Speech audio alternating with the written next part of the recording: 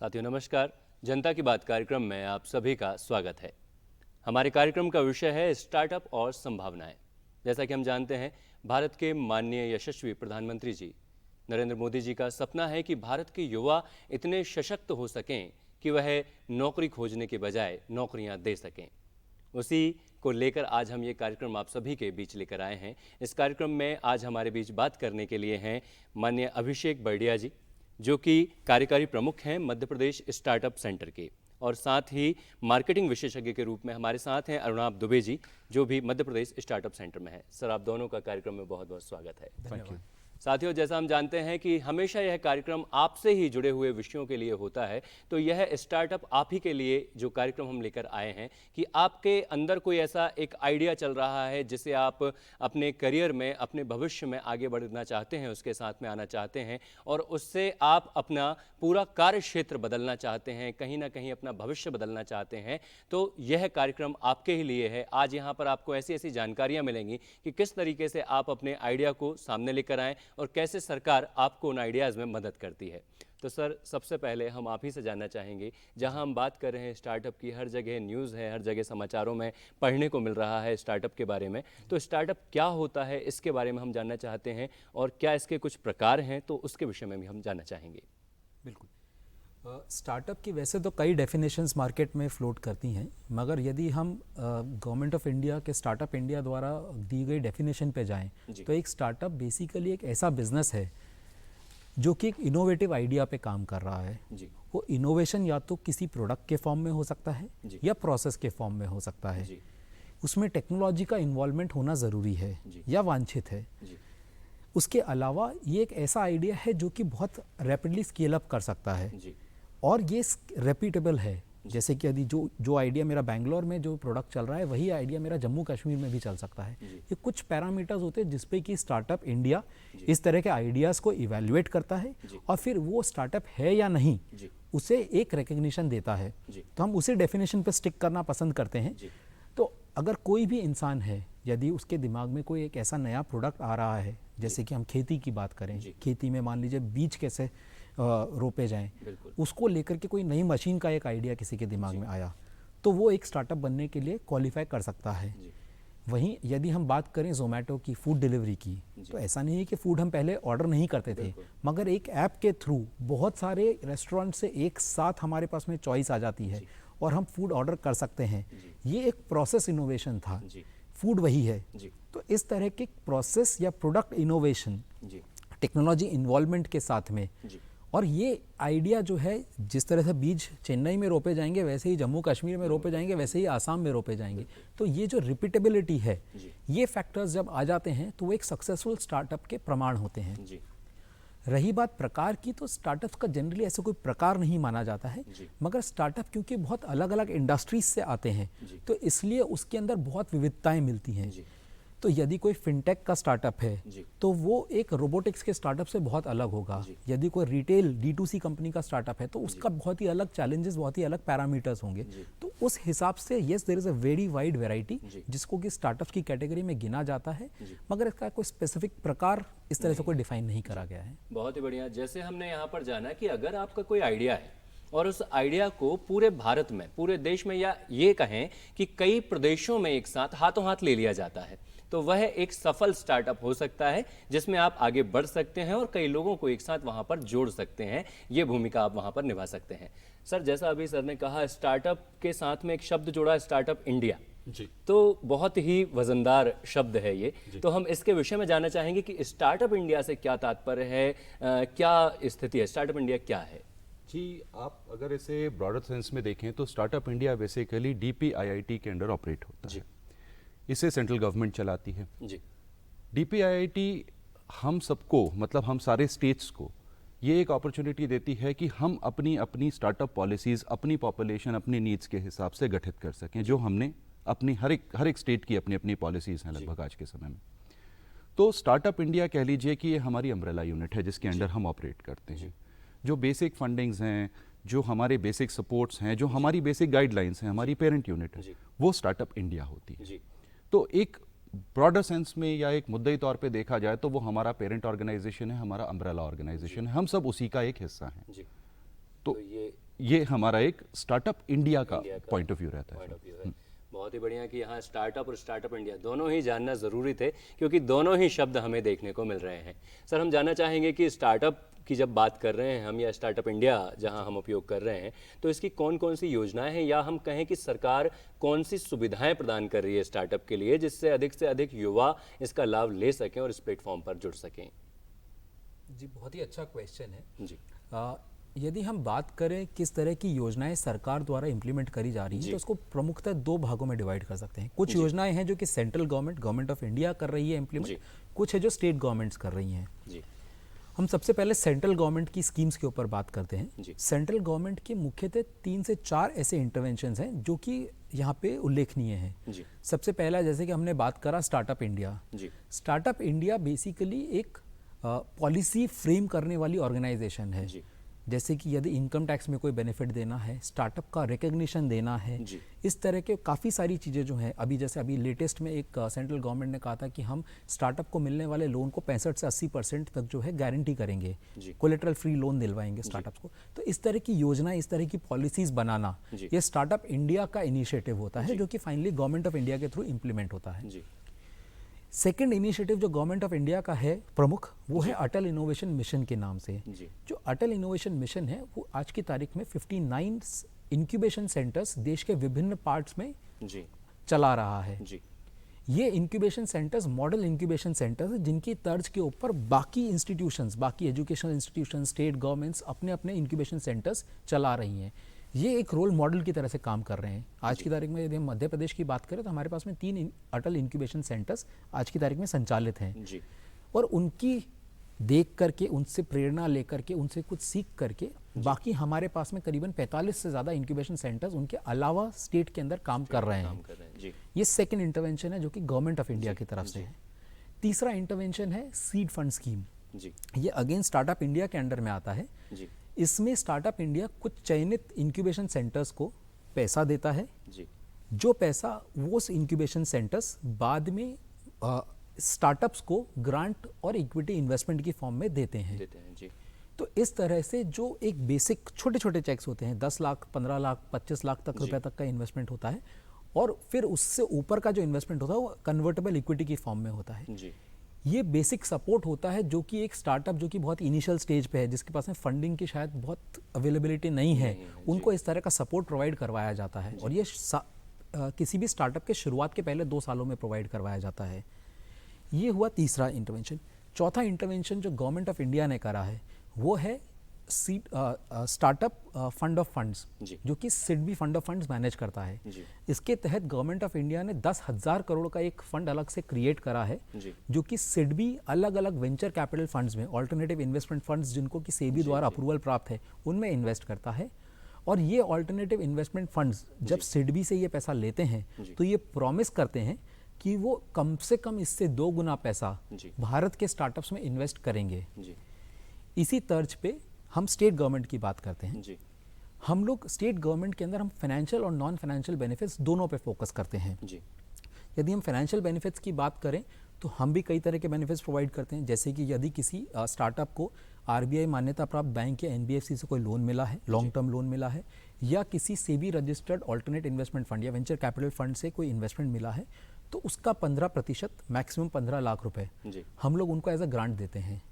और ये सुविधा एक स्टार्टअप अपने जीवन काल में 4 बार ले सकता है। तो इस तरह से लगभग एक स्टार्टअप को हम मैक्सिमम 60 लाख रुपीस तक ऑफर करते हैं।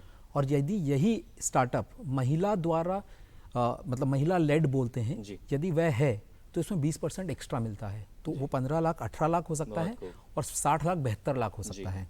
तो ये सुविधा पहली है।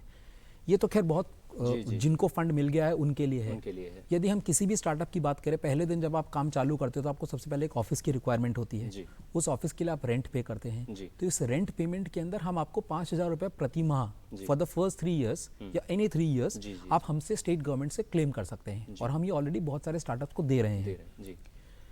तीसरा, यदि आप मान लीजिए कोई पेटेंट फाइल करते हैं और आपको सक्सेसफुली आपका पेटेंट एक्सेप्ट हो जाता है, तो पेटेंट फाइलिंग प्रोसेस में आपका जितना पैसा लगा up to 5 lakh rupees state government आपको पूरा रीइंबर्स कर देती है।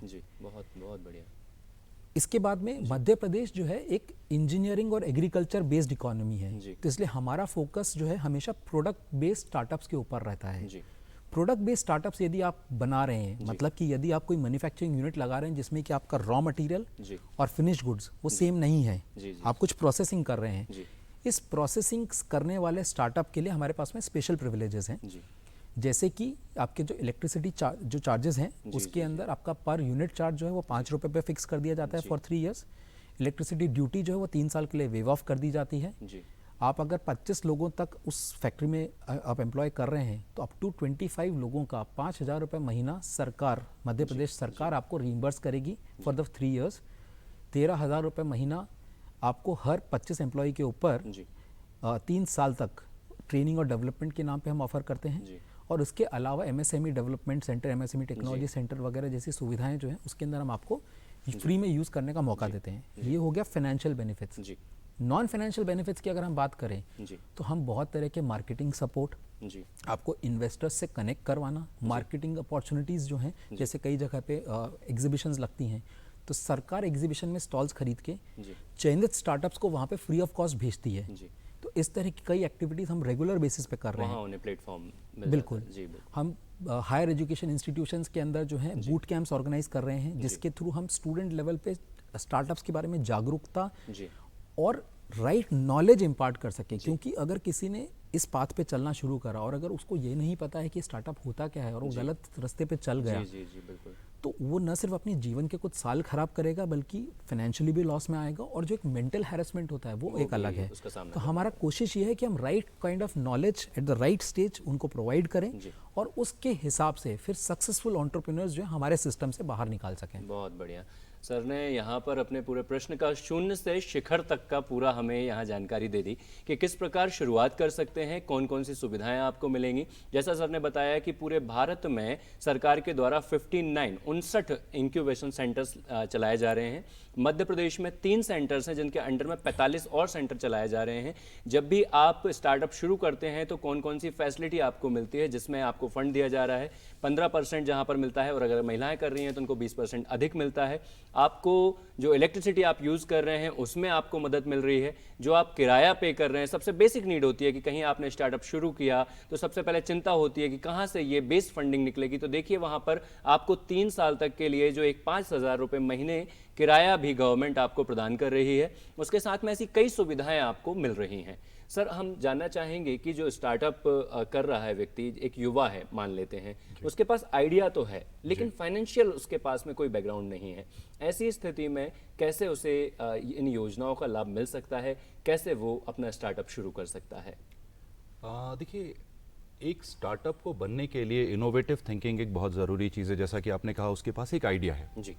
जब उस आइडिया के साथ वो काम करना शुरू करता है, हमने बहुत रिसेंटली हमने एमपी गवर्नमेंट के साथ एमपी स्टार्टअप सेंटर का फॉर्मुलेशन किया है और हम उसका बहुत ताकत से प्रचार प्रसार कर रहे हैं जिससे एंड यूज़र जो हमारा किसी गांव में बैठा हुआ है, एक यंग स्टूडेंट है जो ये चीज़ जानना चाहता है, उस तक पहुँचे।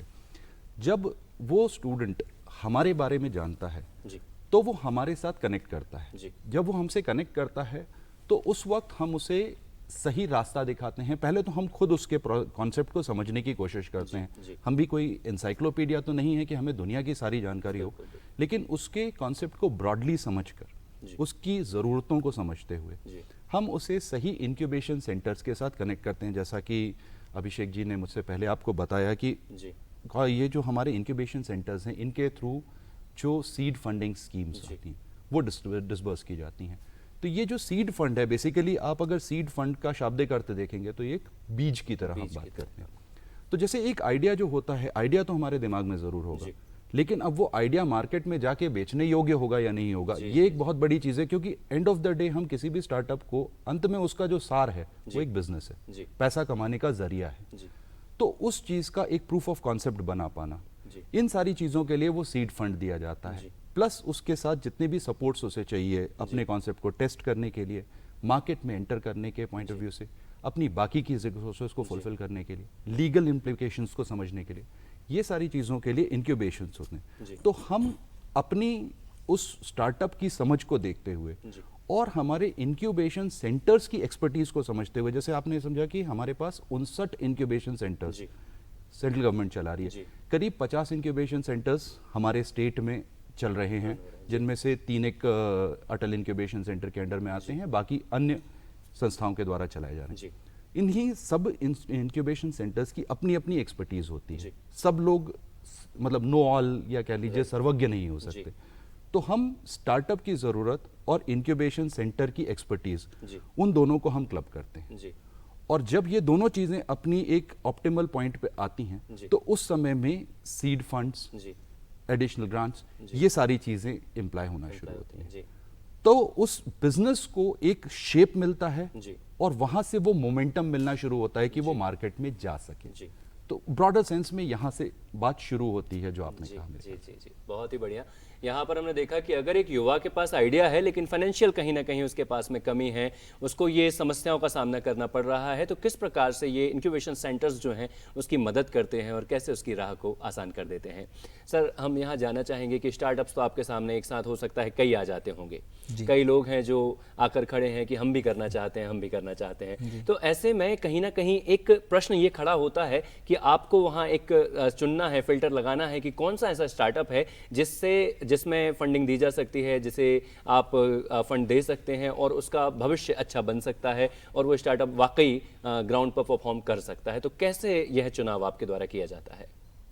इसमें सबसे इंटरेस्टिंग बात यह है कि गवर्नमेंट इस चुनाव को जो है खुद करना पसंद नहीं करती है, जी for the very simple reason कि हम जो स्टार्टअप सेंटर में बैठे हैं, जैसा कि अरुणाब ने मेरे से अभी पहले बोला जी। कि हम नो इट ऑल नहीं हैं, जी हमारी अपनी एक्सपर्टीज़ है। जी स्टार्टअप जो आइडिया लेके आया है, हो सकता है हम उसे उतना अप्रिशिएट नहीं कर पाए। जी तो इसके लिए गवर्नमेंट ऑफ इंडिया ने भी जो मॉडल अपनाया है, सेम गवर्नमेंट ऑफ एमपी ने अपनाया है। जी हमने भी अपना एक पूल ऑफ फंड्स बनाया है, जी। जो कि हम वेंचर कैपिटल फंड्स में इन्वेस्ट कर रहे जी। हैं, जो कि अपनी अपनी एक्सपर्टीज़ रखते हैं, जिनका दिन रात काम इस तरह के आइडियाज़ को इवैल्यूएट करके जी। उनको फंडिंग प्रोवाइड करना है। जी हम उनको फंड्स दे रहे हैं जी विद द सेम प्रॉमिस कि वो हमारे दिए गए पैसे का मल्टीपल टाइम्स जी। मध्य प्रदेश के स्टार्टअप्स में इन्वेस्ट करने वाले हैं। जी तो जब हमारे पास में कोई ऐसा स्टार्टअप आता है जो कि हमारी नॉलेज में जी इस लेवल पे है कि वहाँ पे प्रोफेशनल इन्वेस्टर्स उसको आप देख सकते हैं, इवैल्यूएट कर सकते हैं, जी तो हम उन्हें उस प्रोफेशनल इन्वेस्टर के पास में रेफर कर देते जी। हैं और वो प्रोफेशनल इन्वेस्टर फिर उसे अपनी मेरिट पे इवैल्यूएट करके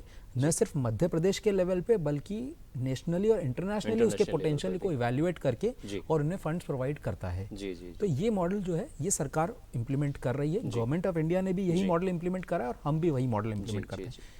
रही बात हमारे द्वारा डायरेक्टली प्रोवाइड कराई जाने वाली फैसिलिटीज़ का, जी। वो हम सभी स्टार्टअप्स को बिना कोई चयन करे इक्वल अमाउंट में ऑफर करते हैं। ऑफर कर देते हैं। सर, यहाँ से मेरा एक प्रश्न ये आ रहा था कि आपने प्रोवाइड कर दिया फंड, जी। वह अपने आइडिया लेकर आए, आपने फंड दे भी दिया और उन्होंने उसे रन कर भी दिया, ग्राउंड पर वो आ भी गए और वहाँ से शुरुआत हो भी जाती है। जी। लेकिन बीच में कोई एक ऐसा ड्यूरेशन आता है जहाँ पर वो कहीं ना कहीं उनका स्टार्टअप जो है शायद किसी वजह से कोई भी ऐसा कारण आ गया, कोई विपदा ऐसी आ गई जिसकी वजह से डाउन चला जाता है और वहाँ से अब उन्हें और फंडिंग की ज़रूरत है। जी। तो ऐसी स्थिति में कैसे वह दोबारा अप्लाई कर सकते हैं और जो कहीं ना कहीं उनकी नाव जो थी डगमगा गई थी, तो कैसे वो इसे फिर से संभाल सकते हैं जबकि उनका आइडिया मतलब कहीं ना कहीं दम रख रहा है, लेकिन कुछ स्थिति ऐसी बन गई जिसकी वजह से उन्हें ये सामना करना पड़ा? यही एक प्रमुख कारण है कि मध्य प्रदेश सरकार ने मध्य प्रदेश स्टार्टअप सेंटर का गठन करा। जी स्टार्टअप के कार्यकाल के अंदर कई ऐसी चुनौतियां आती हैं जी। जो कि नॉर्मल बिजनेस से काफ़ी डिफरेंट होती हैं, जी उतार चढ़ाव बहुत आते हैं। जी तो हम लोग जो कि कुछ अपना एक स्टार्टअप का एक्सपीरियंस लेकर के आते हैं, हम लोग उनकी उन प्रॉब्लम्स को समझ सकते हैं। अब कोई भी आदमी जब प्रॉब्लम में होता है तो उसके दो तरह की मदद की ज़रूरत होती है, एक होता है मेंटल और एक होता है फाइनेंशियल। जी तो मेंटल या टेक्निकल जो हेल्प होती है वो जनरली हमारे पास में खुद के पास में वो एक्सपर्टीज़ और एक्सपीरियंस है कि हम उन्हें वो कॉन्फिडेंस देते हैं जी, जी, कि एवरीथिंग इज़ नॉट लॉस्ट। जी और जो फाइनेंशियल हेल्प होती है उसके लिए जैसा मैंने आपको पहले भी बोला जी, कि जी, इस वक्त वेंचर कैपिटल फंड्स हैं मार्केट के अंदर, जी सेबी द्वारा रजिस्टर्ड इस वक्त कम से कम 500 ऐसे वेंचर कैपिटल फंड्स भारत देश में काम कर रहे हैं जो कि स्टार्टअप्स में अलग अलग स्टेज के ऊपर इन्वेस्टमेंट करते क्या हैं। बात है, बहुत ही बढ़िया। वो 10 लाख रुपए से लेकर के 1000 करोड़ रुपए तक की पूरी रेंज के अंदर इन्वेस्टमेंट करते हैं। तो इस तरह के बहुत सारे वेंचर कैपिटल फंड से हम डायरेक्टली कांटेक्ट में हैं, जिनसे हम डायरेक्टली कांटेक्ट में नहीं है उन्हें हम किसी और मीडियम के थ्रू जो है अप्रोचेबल हैं।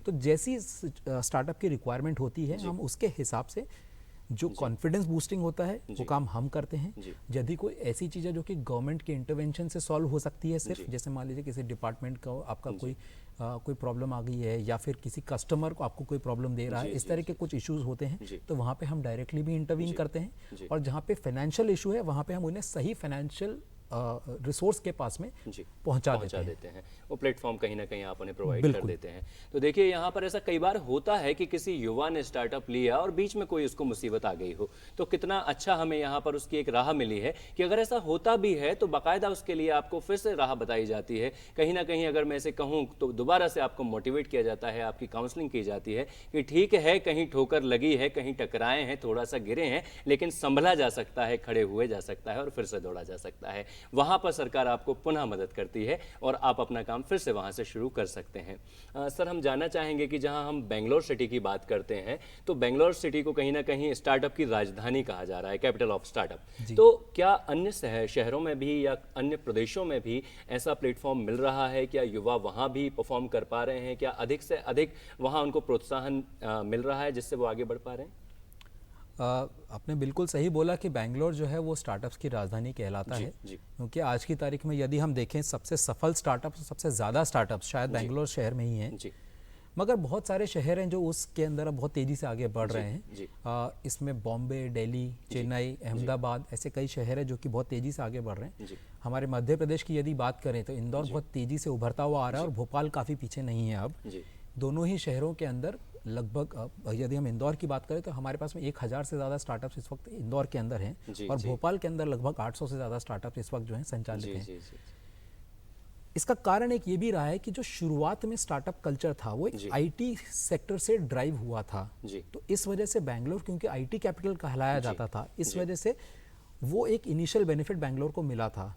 मगर अब जैसे जैसे वहाँ का कॉस्ट एंगल बढ़ता जा रहा है, जैसे जैसे खासतौर से कोरोना के बाद में लोगों को ये रियलाइज हुआ कि आप कहाँ बैठे हो, ये आपके काम के होने या नहीं होने के लिए इतना ज़रूरी नहीं है, तब से ये टीयर 2, टीयर 3 सिटीज़ के अंदर स्टार्टअप्स का माइग्रेशन या स्टार्टअप की ग्रोथ काफ़ी बढ़ गई है।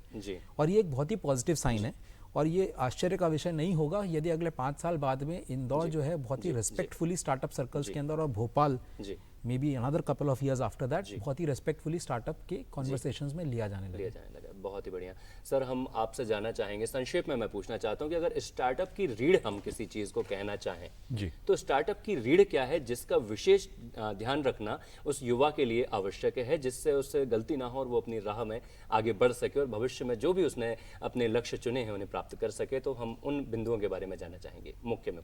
राहुल जी, इसमें मैं एक नहीं 2 चीज़ों को प्राइमरी पॉइंट बोलूँगा। देखिए, स्टार्टअप की रीढ़ क्या होता है, हमने कई बार ये चीज़ ऑब्जर्व की है, हम लोगों को समझाते भी हैं कि स्टार्टअप ने शुरू कहीं से किया, धीरे धीरे करके वो अपने प्राइमरी आइडिया से कहीं भटकने लगता है, ट्रैक छोड़ देता है। आप खुद सोच के देखें कि आपने मेहनत किसी डायरेक्शन में की। मैं ये नहीं कह रहा हूं कि आप अपना पूरा मेहनत किसी गलत रास्ते में लगा रहे हैं, लेकिन जब तक आप उसे एक पूरे लेवल पे नहीं लेके जाते तब तक आप उसे कम से कम मत छोड़िए। जी बिल्कुल।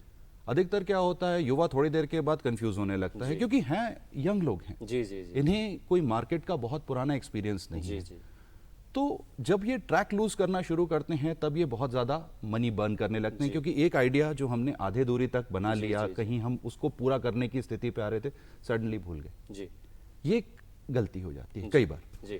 वहाँ पे हम जैसे लोग, मतलब स्टार्टअप सेंटर पिक्चर में आता है कि जब ये हमसे आके बात करते हैं, क्योंकि हमने एक कल्चर ये डेवलप करने की कोशिश की है स्टेट में, कि जब हम लोगों को ये प्रोत्साहित करते हैं, जैसे अब हम एक बेसिक पुराने तरीकों से काम नहीं करते, हमें लगता है कि हम हर एक के लिए अवेलेबल रहें, तो हम लोगों ने स्टार्टअप्स को अपने यहाँ बुलाना शुरू किया। जो आ सकते हैं बहुत अच्छी बात है, नहीं आ सकते हैं हम फोन पे अवेलेबल हैं। हम उनसे एक डायलॉग रखते हैं, हम उन्हें ये चीज़ वापस से बताते हैं कि जी आपने यहाँ से गलती करनी शुरू कर दी, तो वो एक ये हाँ जी कि ट्रैक लाना।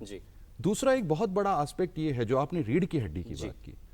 सर क्या होता है, स्टार्टअप में यदि आप प्राइमरी डेफिनेशन से जाएंगे तो स्टार्टअप होने के लिए एक बहुत बड़ा एस्पेक्ट ये है कि या तो आपको एक private limited company, limited liability partnership, या एक पार्टनरशिप, रजिस्टर्ड पार्टनरशिप फर्म, इन तीनों को ही एक स्टार्टअप का दर्जा मिल सकता है इन टर्म्स ऑफ कॉम्पोजिशन, मतलब एक आदमी स्टार्टअप नहीं बना सकता। बिल्कुल, तो आपकी जो टीम होती है ना, ये बहुत इंपॉर्टेंट बहुत इंपॉर्टेंट है। जब हम असेस करने चलते हैं तो हम उस टीम के सिर्फ सरगना की बात नहीं करते, हम सिर्फ कैप्टन की बात नहीं करते। कैप्टन बहुत अच्छा खेल रहा है जी, लेकिन टीम बाकी की मेंबर्स टीम नहीं भी खेल पा रही। मायने रखते हाँ हैं। जी, तो हर एक की तो एक्सपर्टीज जी इज जी इम्पोर्टेंट। बहुत ज़रूरी है। वाकई यहाँ बहुत ही अच्छी जानकारी हमें सुनने को मिली। अगर इस देश को, जहाँ हम आत्मनिर्भर भारत की बात कर रहे हैं, जिसे हम सशक्त बनाना चाहते हैं, आगे बढ़ाना चाहते हैं, संभावनाओं को खोलना चाहते हैं, तो हमें स्टार्टअप के बारे में सोचना होगा, क्योंकि ये बहुत ही महत्वपूर्ण भूमिका निभाते हैं। दुष्यंत कुमार जी ने कहा है कि कौन कहता है आसमां में सुराख नहीं होता, एक पत्थर तो तबीयत से उछालो यारो। तो आप आगे बढ़िए, ऐसे कार्य करिए, और सरकार देखिए आपकी कदम कदम पर मदद कर रही है।